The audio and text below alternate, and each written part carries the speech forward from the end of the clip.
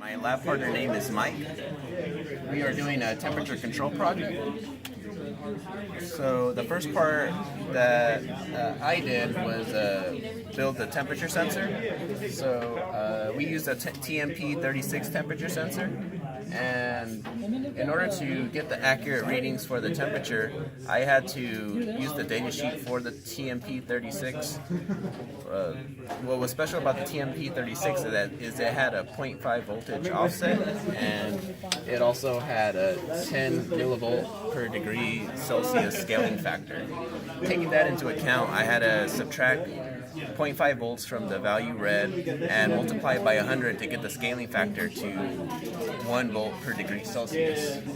After that, it was a simple Celsius to Fahrenheit conversion to work with Fahrenheit.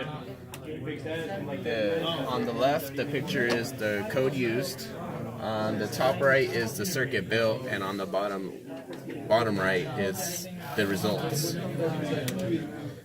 The next part, my lab partner Mike did. He coded a IR receiver and remote control. So the IR receiver had its own library within the simple ID software used for the programming of the parallax activity board. Because of this, it had its own functions that was called upon, and the code we used is shown on the left. The circuit we built is shown on the top right, and the results are shown on the bottom right. The next part that my lab partner Mike did is the 7-segment display. The 7-segment display was used to show the button press on the IR remote. As numbers get higher on the 7-segment, the faster the DC motor used for the fan is going to go. And the majority of the 7-segment is using the set outputs instruction, which lets you say what LEDs inside of the 7-segment are on and off. The code on the left shows the code used to make the 7-segment work. The top right is the circuit, and the bottom right is the results. And the last part of our project I did was controlling a DC motor using pulse width modulation.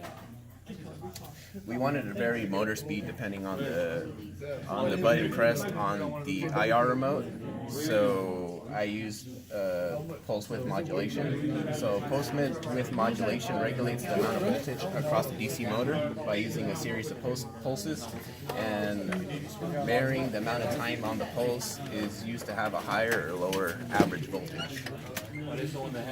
The code to use PWM to control the motor speed is shown on the left, the circuit is shown on the right, and it running is on the bottom right.